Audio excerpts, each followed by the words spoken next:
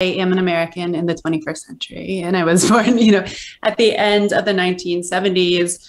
And I see a grand, horrific fight happening right now in the United States of America between the communal actions and the individual souls. And I think the individual is winning at the moment. When someone is frustrated and angry and at a loss and walking at night alone and feeling somewhat threatened, all one wants to do is escape oneself, right? And in some ways, this person is very clearly a reader, right? And what a reader does, especially a reader of fiction, is someone who loves to sink into another life or another series of lives in order not only to escape one's own life, but also to comment back upon one's life. I think the landscapes that we enter into require a kind of contract between people. And I would say that probably in even more urban settings, Gainesville is urban, but it's also very small. But if you were to go to one of the great cities of the world, right, London, Paris, New York, you are even more invested in the social contract, right? You're even more required to pay attention to other people, to pay attention to their needs, to listen to other people, even if when you don't want to. All of these things sort of take precedence over, I think, a lot of the individual ones of any individual persons. Dear all, my name is Grzegorz Jankowicz and I'm the program director of the Conrad Festival. This is a series of talks called The Nature of the Future. I invite various writers with whom I talk about certain phenomena that determine our lives today, and I try to envision how these things will influence our future. My interviewee today is Lauren Groff. Hello, Lauren.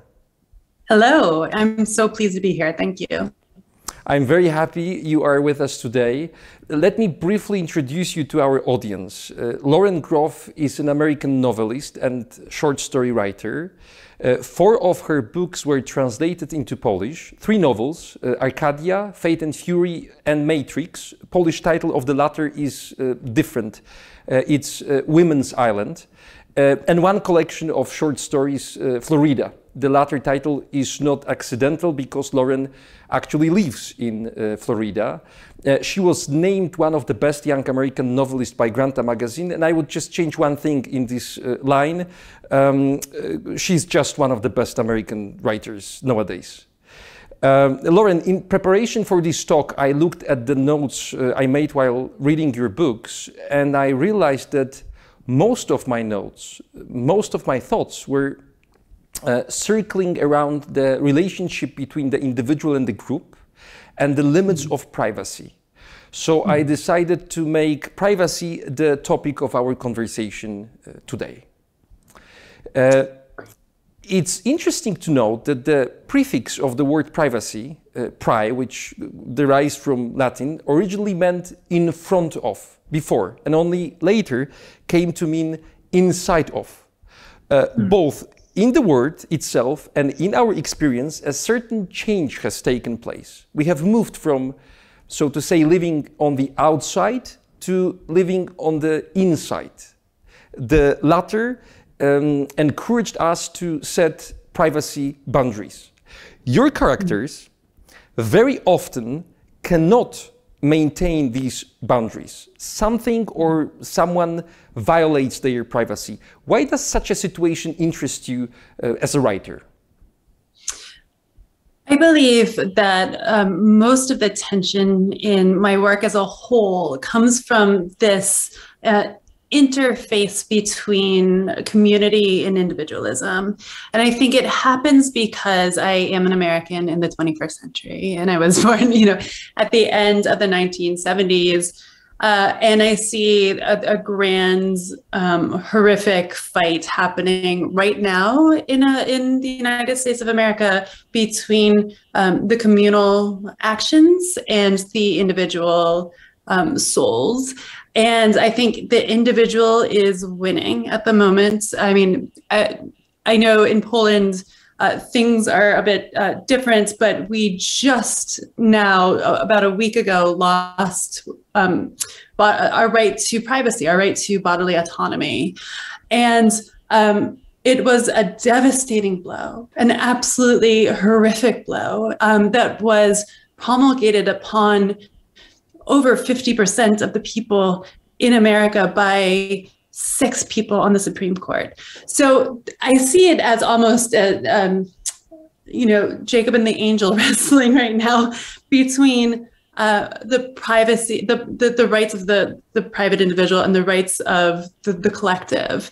And I actually think it's not just an American issue. It is obviously something that we're dealing with now worldwide as well. But because I'm within it and I'm within this period of immense change and for me and from my point of view, devastation, it's something that is reflected in my work. I understand. And, the situation in Poland in this particular context is also very, very bad for women. So, and for men. I will come back to the political issues a little bit later.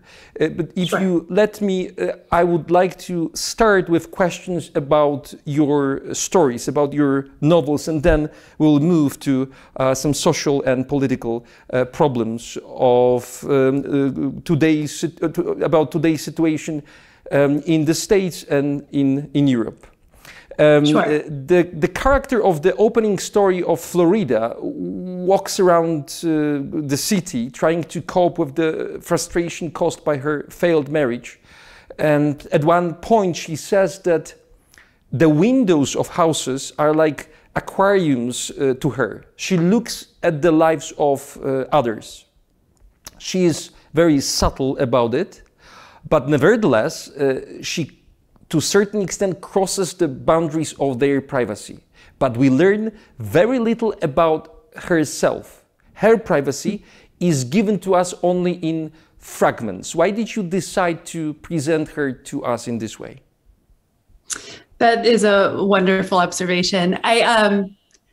I'm not going to say that was a particularly auto-fictional story, but it was definitely something that came out of my own walks at night in Gainesville, Florida, where I'm from. And when someone is frustrated and angry and at a loss and walking at night alone and feeling somewhat threatened, all one wants to do is escape oneself. Right. And in some ways, this person is very clearly a reader. Right. And what a reader does, especially a reader of fiction, is someone who loves to sink into another life or another series of lives in order not only to escape one's own life, but also to comment back upon one's life. So my vision of what this woman is doing is walking through the neighborhood and reading her neighborhood, reading her neighbors in a certain way, trying to understand, almost in the way that a writer of fiction does, what is happening in these tableaux as people are fighting and eating and dancing and growing and exercising, right? So she can see in and they cannot see out because one cannot see out of a lit room into the darkness. And so I think that in some ways, this is actually very much a story about a person seeking the external, seeking reading, seeking comfort in reading through the body and through the ritual of going out every night and escaping what's happening in her own house. And she decided to settle in the south of the US, but in a place where there would be no whites. She decided not to I'm paraphrasing your words. She decided not to barricade herself in a white settlement. Her choice is immediately questioned by friends and family, which immediately makes us realize that there is a peculiar politics of privacy. The choice of where to live is not indifferent, is not neutral, neither to her nor to others. Would you agree? Yes, I would absolutely agree. I also think it's not just about race, even though race is one of the great beating hearts of the South, in particular, the places where that fought in the Civil War on the wrong side. But it's also about poverty and living amongst people who are not upper middle class, like my narrator is as well. She lives among people who are somewhat homeless or renters, somewhat precarious, and this was a choice as well. I do think that the right to live how one wants to live and where one wants to live is something that is seen often as a communal choice and not necessarily as an individual choice. A communal choice, particularly within a family that believes that there are rights, right? My parents believe that they have a right to tell me and my family where we should live because they are part of the family. They're going to come visit us, right? They are part of the decision making, they believe. So this particular character doesn't want to be siloed among people just like her. I think diversity, particularly in the South, is based on geography. And it's very, very easy in places in the South of America to only interact with white people if you choose that. And it feels like a very sad and enclosed sort of space as opposed to a space that is possibly even more open, is possibly more connected to wider visions of community. I absolutely agree with you that it's not only racial but also economic difference that determines our right to privacy. But you know, I don't know the South of America that well. I spent 3 years in the States, but rather I was located in the North, not in the South. But I guess that this racial issue still is a problem there. Don't you think that in the South, and not only there, the right to privacy is unequally distributed between whites and blacks? That depending on our place in the social structure, our privacy is either protected or restricted. Oh, absolutely, absolutely. And it's dependent on the amount of power one has within this social contract, right? I think that if you are poor or if you are in traditionally red lines, which is it's a term that is used in geographical situations where Black people traditionally were sort of pushed into a certain area and not really allowed to leave that area.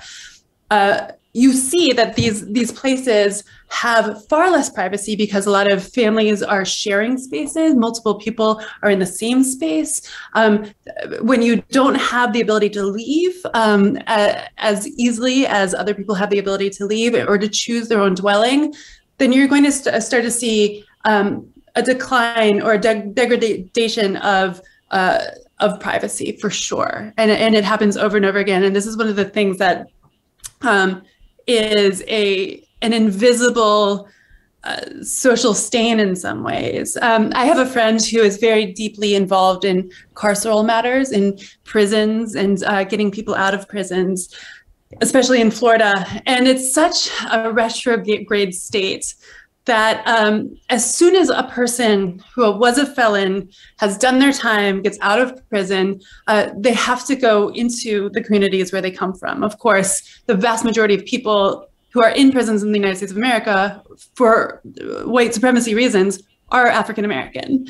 And so they come out, and if you have no money, and if you have fees that the state impose upon you and a limited ability to get a job, where are you going to live but with your family, right? And so you start to see the degradation of privacy, the degradation of the ability of people to have a space of their own, privacy of their own, without necessarily having to give up a lot of those things. So it's a very real issue. It's a very powerful social issue that we are not addressing whatsoever. One of the most important texts in the history of American law is a short piece entitled The Right to Privacy by Samuel Warren and Louise Brandeis. This article was written in 1890, and it is a defense of the right to privacy. The pretext for writing it was a situation Warren experienced at the daughter's wedding. Journalists tried to get into the event to get material for the publication. While reading this text, it's very short, although influential, I was struck by the fact that at the end of the 19th century, people had exactly the same feeling as we have about privacy. They thought that because of the media, new media like newspapers, radio, our privacy will be violated. We usually think that things were better in the past in this particular regard, yet the documents contradict this assumption.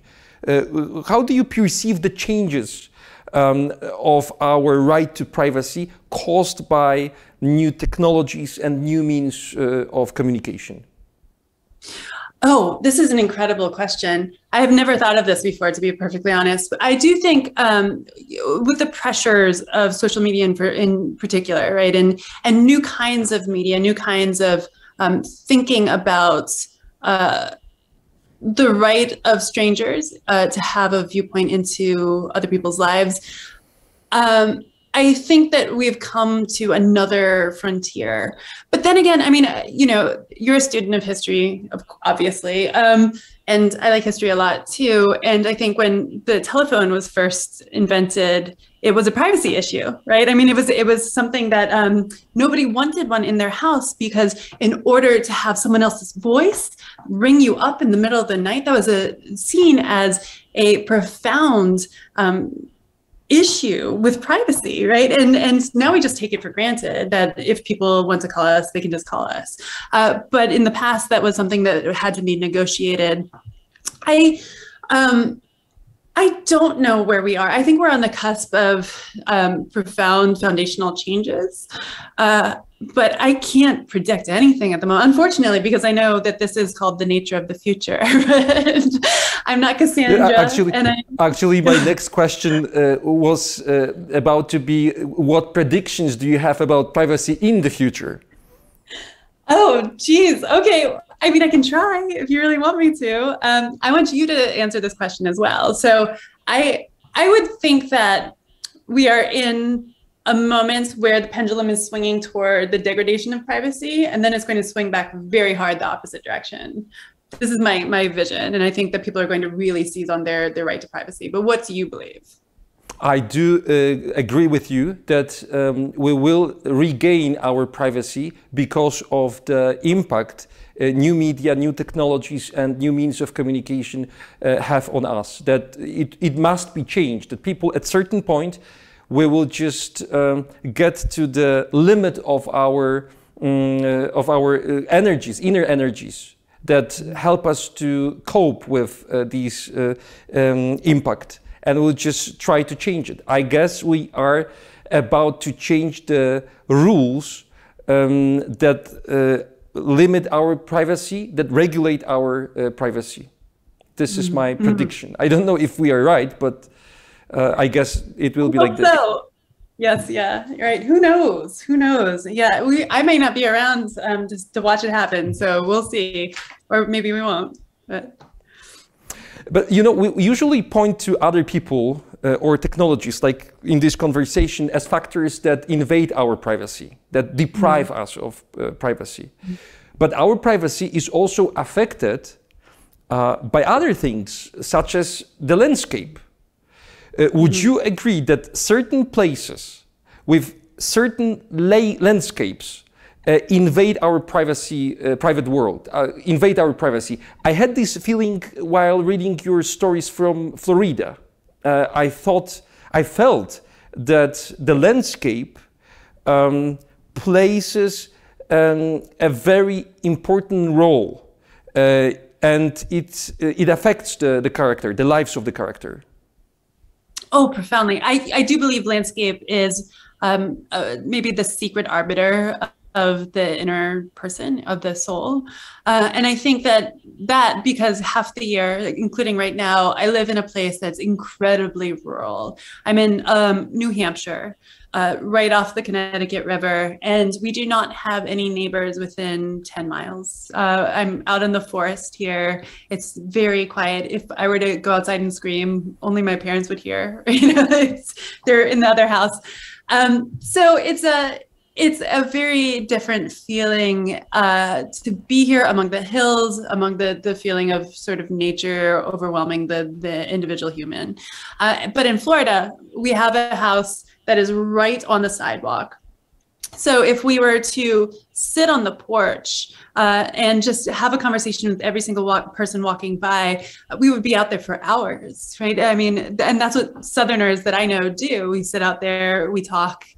People walk by with their dogs. We understand what the neighborhood's like. So you feel part of an interconnected web, as opposed to here where it's hyper individualistic. And I would bet that the neighbors that we do have, every single one of them has a gun, right? I think the landscapes that we enter into require a kind of contract between people. And I would say that probably in even more urban settings, Gainesville is urban, but it's also very small. But if you were to go to one of the great cities of the world, right, London, Paris, New York, you are even more invested in the social contract, right? You're even more required to pay attention to other people, to pay attention to their needs, to listen to other people, even if when you don't want to. All of these things sort of take precedence over, I think, a lot of the individual ones of any individual person. So I think it's landscape and where we find ourselves is profoundly connected to character and to the trajectory of a life. I feel that our sense of privacy is similarly affected by the state of the world, by various crises happening, for example, now, a climate crisis, a refugee crisis, or a war, all affect the way we view our privacy. For example, during the pandemic, I don't know if you agree with me, but I had this feeling that during the pandemic we were isolated in our homes. Yet many people felt that their privacy had been taken from them because anxiety prevented them from living in their own homes with peace of mind. Not to mention all those who had no shelters. Mm-hmm. Absolutely, yes. Yeah, I wanted to ask you about the effect of the war in Ukraine right now and how that has affected the sense of privacy in Poland, right? I mean, I don't know. Oh, it affected this sense of privacy in a very peculiar way. You know, a lot of refugees, a lot of people, migrants from war migrants from the Ukraine came to Poland, and for some time these people would stay at our homes. We had to reinvent our sense of privacy for ourselves and for them as well. It was a completely new situation because, you know, during my life, I've never experienced anything like this. I've never experienced a situation in which I'm going to the railway station and there are, you know, hundreds, thousands of people waiting for someone to help them. That changed everything in our ways of thinking about where are the limits of privacy. Is it ongoing still? Is this something that is still happening? Yeah. It's happening to a certain extent. These people were relocated to various places in Poland and outside of Poland. So it looks different now. It's, so to say, calmer now, but only in terms of where these people are, not in terms of what's happening in their country. The war is there and it's very heavy. Right, right. Yes, yeah. That's so fascinating to feel that one's intrinsic sense of privacy is being affected by grand things that you can't control, and that you can either choose to be a part of the larger collective units, or I guess people could have siloed themselves in their own houses with their own families. And that's a choice too that feels like a very moral choice, right? Meaning like you make that choice with your own moral guidance. And that might not be a choice that other people think of as moral. It's really ethically very complex and interesting. Very true. I would like to talk now about the privacy of your characters. Oh, yes. You often use third-person narrative. The narrator knows a lot or even everything about the characters and the world they live in. They have no secrets from her. Why do you use this convention for telling your stories? You know, this is a great question. I haven't thought about it in depth, only that the third person offers so much more flexibility and permeability. And I long for these things in fiction. Right now, I'm reading for a large short story prize. And I'm seeing over and over again that younger writers in particular are choosing only the first person, only the I points of view. And it seems to me that is an extraordinarily limited way of seeing the world, right? I think that in some ways it's due to a sense of humility. Possibly it's due to a sense of not being raised in a sacred religious discipline. Right? So the third person is the eye of God. And so if you were raised like I was with a sense of the eternal, or the sense of God, or the sense of something larger than oneself, whether or not I still believe in it, it's very fraught and very complicated. But I do feel as though there is paradoxically something less how do I put this nicely? Less narcissistic in choosing the third person. Even though I do think people choose the first person because of a certain humility, at the end of the day, I am far more interested in other people's ideas and sort of letting go of the hot air balloon of an individual, so that it can float in the sky and sort of see into other people's houses, into other people's lives. And I guess going back to the idea of privacy, I guess if you were raised with a religious discipline, like a strict one, you believe that everything you do is being watched, is being seen by God, right? There is no privacy. There's no sense where if you do this one bad thing, nobody's going to ever know about it. And so possibly too, I prefer the somewhat more rigid moral framework of the third person, if that makes sense to you. Oh yes, it is. It makes a lot of sense to me. The best text on your literature, in my opinion, in Poland, was written by Magda Rittenhouse, a Polish writer who has lived in the US for years. It's an essay about fate and fury, in which she wrote that your style, the style of your prose, is not spoken, but rather thought. That some internal thought process, some struggle is taking place in front of us. I thought that in this way we get a glimpse of the narrator's privacy. And here is my question: how much of you is in her, in the narrator, and where is the line between you as the author and the narrator or the characters? That is an utterly brilliant question. I think the narrator is purely me, but a me that is better than I am in every possible way, meaning because these texts have been worked over and over again, there's a sense of the dross being burned off, and what you get is this fiery essence, as opposed to you and I speaking right now. I'm just a person, right? And I'm a mess, I'm complicated. But the narrator is a better me with all the mess burned off in a certain way. But at the same time, it's not a one-to-one translation, right? It is, this narrator is about 5 steps away from what I actually think all the time. And a lot of times this narrator is far more judgmental than I am.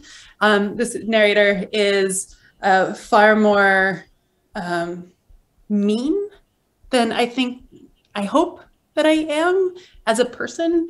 So I think in the process of burning off some of the fallible human and becoming narrator, I also lose some of the peculiarities of being me. So I would say that, this third person isn't angrier, more purified, almost like the chorus in like Aeschylus's plays, right? So we've got this multiplicity of effect and voice that's happening. Lauren, what is the relationship between privacy and solitude? Are these two allies or enemies? You have said you have said a few times in interviews that writing is a solitary activity. When I came across these words, I began to wonder what effect solitude, not loneliness, have on our sense of privacy. Yes. This is a profoundly complicated question, much more so than possibly it seems on the surface. And I'm only saying this because at the moment that we're speaking, I am reading a book called Monsieur Proust by Marcel Proust's long-term housekeeper, Céleste Albert, I think her name is. And it's a magnificent book because she is not an educated woman. She was with Marcel Proust from the time that she was 22 until his death, about 10 years later. And so she was with him every single day during the wars, during the publication of his books. She facilitated everything for him. And as we all know, Proust, he put himself into a cork-lined room for these years that it took him to write these books.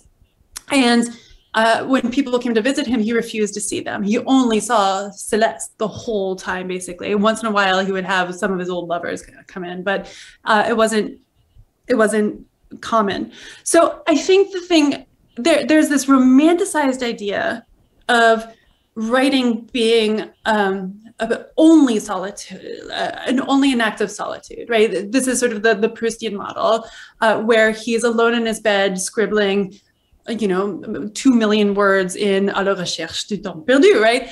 But at the same time, he never would have written this book if he hadn't been just deeply engaged in the life outside of this bedroom too, at one point, right? So memory to him became a living thing that he could access. And so his solitude was not actually solitude at the time. It was this imagined communal experience, which he was trying to put on the page, right? It was him going to the drawing room of the Duchesse de Guermantes, and then actually memory enacting in him so that he's actually there. He's actually seeing the way that all of these ridiculous people are acting, the way that they look, and the art on their walls, and the food that they're eating. So I think it's this gorgeous balancing act, right? It is to be creating something, you have to be alone with the work. It's a conversation between you and the work. It is a reconciliation between you and the work. So you're never quite alone because the work is alive as well.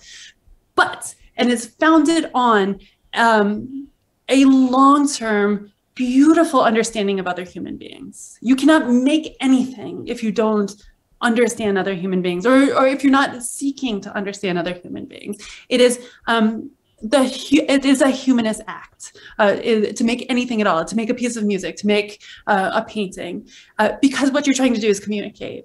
And humans communicate to other people. And even if this piece of work is for you alone, it is for the future you, right? You're trying to communicate with the future you as well.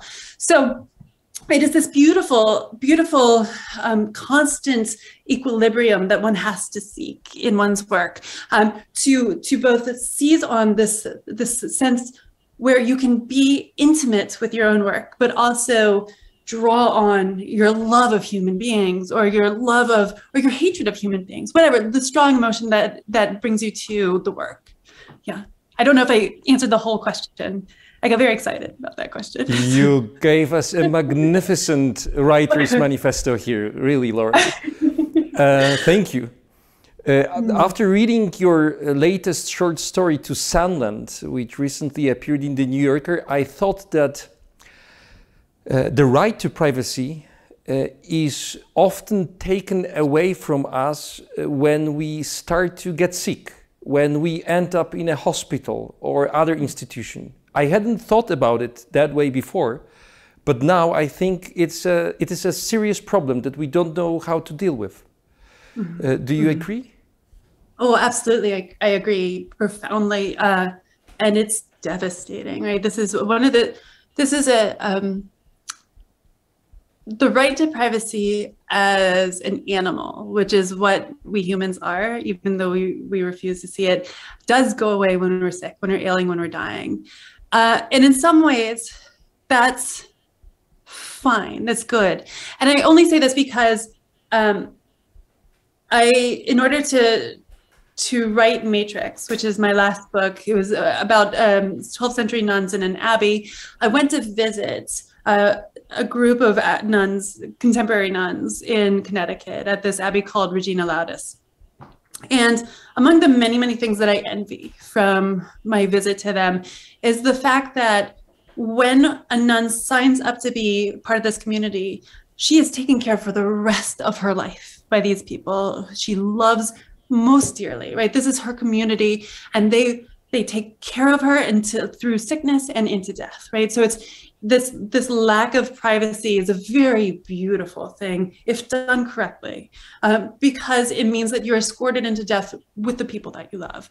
And I think in the contemporary world, in the hospital system that is, it exists both here and in Poland, you are exposed to strangers constantly, right? You're not being transported through your illness and into death by people who love you.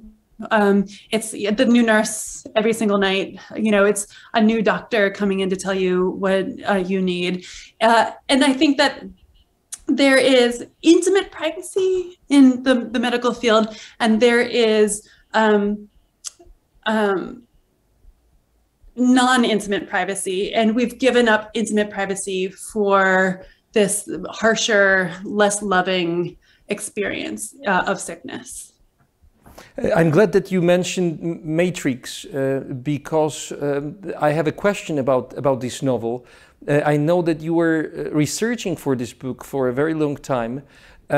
What was you told us a little bit about how it looks now in convents, but what was the privacy of medieval people, especially nuns who lived in an abbey or a convent? So they didn't have any, right? That was part of the Benedictine creed. So Saint Benedict, when he was putting together the creed by which a lot of the middle-aged nuns and monks sort of lived, one of the things that he said was there should be no privacy whatsoever within a convent or an abbey, because it's interesting. I don't know if this was necessarily the intention, but it was the result. If someone does not have privacy, if you are constantly in communion with other people, whether it be singing or eating or working or sleeping, because they didn't even have privacy to sleep, they didn't have privacy to go to the bathroom, right? They didn't have privacy to bathe, like nothing. You were not allowed privacy. You were not allowed to write individual letters to the people that you love in the outside world. if you don't have this, then you don't have time to start to doubt, to start to question, right? I think that maybe it's a point that is connected to the point of the privacy of making art. Art requires a lot of solitude, a lot of privacy, because what you have to do is you have to wonder, you have to doubt, you have to think, you have to be oppositional, right? You have to push against things, as opposed to when you're always around other people, there's no time to do any of that at all. And once one removes doubts or the ability to doubt, you have people who are less willing to revolt, right? Or to ask questions, or to be heretical, or to blaspheme. So it's a way of controlling people in a certain way, to take away their privacy. And I think that we're actually seeing this now with social media too. You take away someone's privacy, you make every aspect of their lives visible to the rest of the world. Well, that's a really keen way of controlling a populace. You said in an interview that you wrote this novel, Matrix, historical novel, because you couldn't stand a world ruled by people like Trump. The novel was a kind of escape from reality for you, but you you wrote it to return to the present times, to our world, equipped with critical distance. What did you learn about our world from the perspective of 1,000 years? Yeah. I don't know if I ever learn anything when I write. I think I explore a lot. I try to shine a light into something that I don't know. But the problem with fiction, when you're writing fiction, is that you go in thinking you're going to clear up issues, or you're going to understand something, and complications breed in the night. So suddenly, you go to bed with one big issue, and in the morning you have 5 different big issues, and they keep breeding and they keep getting larger, and you keep having more doubts and more questions. So I don't know if I learned anything per se, but I do think that it was helpful to me to see the way that history can be interpreted as looping, right? I write a lot using history, using the secondary and primary works of historians and people from the times. And so I think part of one of the things that I was seeking, I don't know if I found it, was a way to make the past and the present speak, right, over time, to make the heart of a human, which on the surface would feel distant. A medieval person was profoundly different from a contemporary person is now. To make that common spark speak across the ages, that was something that I was seeking to do. And I think that a lot of things that we are struggling with now, right? Misogyny, worldwide misogyny, like privacy issues, as this is an incredibly important topic, communal issues, war, disease, famine, all of these things can be seen as speaking back through time to times of where all of these things were the same, right? I mean, there was, at around this time, this was in the 12th century, England was in a very temperate zone. There were grapevines in England, which I think don't exist right now, because there was a great warming over the course of, I think, a couple of centuries, and then it cooled down again. And so it was climate change. It wasn't human motivated climate change, but it was still a period of climate change too. So I was really interested in trying to track or trying to parse the way that history is sort of cycling, and time sort of cycles through with the gears sort of turning at the same time. I would like to return to these political issues you mentioned at the beginning of our conversation. The novel was a kind of escape from the world ruled by people like Trump, but the situation of women under the Biden administration does not seem any better than before. These anti-abortion laws strikes at women's entirely elementary strikes at women entirely, and it takes away from them elementary rights, including the right to privacy. What is the reason for this kind of policy? Is it a cynical way to manage a large and multi-ethnic society, or is it an evidence of a deeper worldview regression? I have an opinion. It may not be the correct opinion, but I do believe it is control, right? It is a way to control other people. So the people who are now invested in removing the rights of not only women, I have to say, on the chopping block are gay people, are transgender people, are the rights of people to marry whoever they want, right? The really fundamental questions of basically human rights questions, right? About how one can lead an autonomous life without control by the government. Like these are things that are being killed right now in the United States of America. I believe firmly that it is a way for the old subset of people who are accustomed to having power to perpetuate their power. It's a power grab by the wealthy, by white people, and by men. And not everyone doing it is a wealthy white man. We look at Clarence Thomas, who is a justice on the Supreme Court. He is Black. He doesn't realize that he's contributing to eventually making his own marriage with a white woman illegal. It's going to happen. And there's Amy Coney Barrett, who's a woman who voted against the right of women to choose their own autonomous health. She's a woman, right? So it's this perpetuation of the old structures of power that feel very, what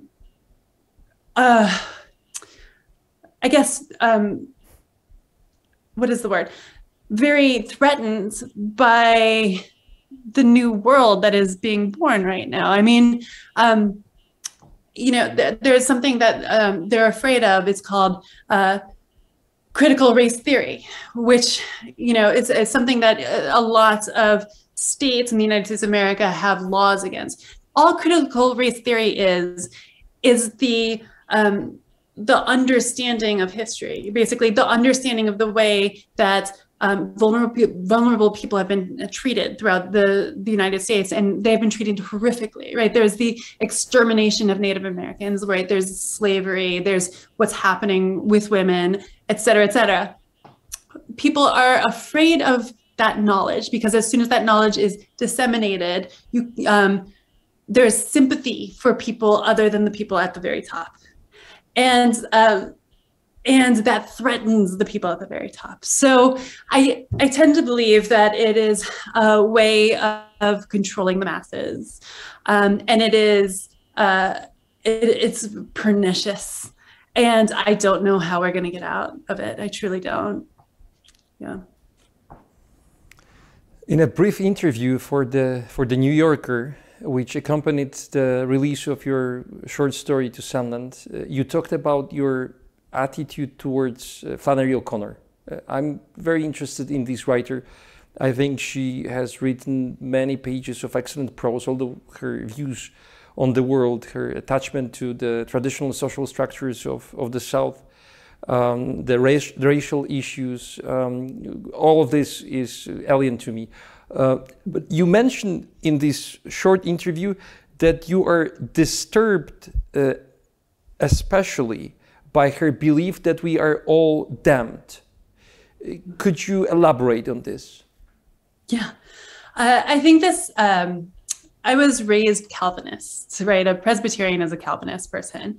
And with Calvinism, there's this idea of basically predestination, right? People are born predestined to heaven or hell. And I think that Calvinism is much richer than that as well. There are very good things that come out of it as well too. So I don't want to, throw Calvinists under the bus. But I do have to say, it feels like a very dangerous and cynical point of view for me to believe that people are born blessed or damned, because it means that if one is born a wealthy white male, well, then you are blessed, and everyone else who is not born with your privileges is lesser, right? And so it doesn't matter what you do to them. And I think that we see this replicated over and over again in American politics, in American history, in the way that we treat other countries, right? There's this idea of American exceptionalism that comes out of this Calvinist feeling of being a city on a hill, right? Being like the chosen people. And I also believe that a lot of the social issues we're dealing with now come out of this sense of Calvinism too. It's very dangerous. It's dangerous, and it's misguided, and it's unkind, and I dislike it very deeply. I recently read an excellent essay on O'Connor written by Robert Serwork about her attitude to books banned by the church. I don't know if you heard about it, but Flannery O'Connor did not read, for example, Simone de Beauvoir, because her books were put on the index. When she was interested in a banned book, she used her connections among the clergy to get permission to read it. She scares me and fascinates me at the same time. Here is a great writer, a person of extraordinary talent and amazing intelligence, allowing the institution of the church to control her private sphere. What do you think about it? Yeah, I find it wild, of course. I have a love-hate relationship with Flannery O'Connor, but I also think that we are all trapped in some ways in our own narrow visions, and we are all deeply contradictory humans. And sometimes those contradictions are what make the art work, right? Because we don't quite understand why we're compelled to tell the stories that we're compelled to tell, or write the music, or paint the paintings, right? So I actually think that it is out of her essential self-contradiction that her work comes, right? Because she is an artist. Her job is to oppose. Her job is to push against dictates, like the dictates of the church against these banned books. And yet at the same time, she is succumbing to them, right? She's allowing them in. I think that inherent contradiction is what gives us her stories, which are so interesting, and they're so messed up, and they're wild, and they're also in some ways deeply racist and classist and white supremacist, right? So, we're all a mess. Not one of us has 100% coherent ideas about the world, because we were all raised in many shifting webs of social connections, right? If you are raised in a church that hates women, and you are a woman, well, you have to live with that horrible feeling while you also maybe love the church, right? It's difficult, and these moments of friction is where the art comes from, I think. Lauren, thank you so much for this fantastic conversation. Let me give one information to our audience.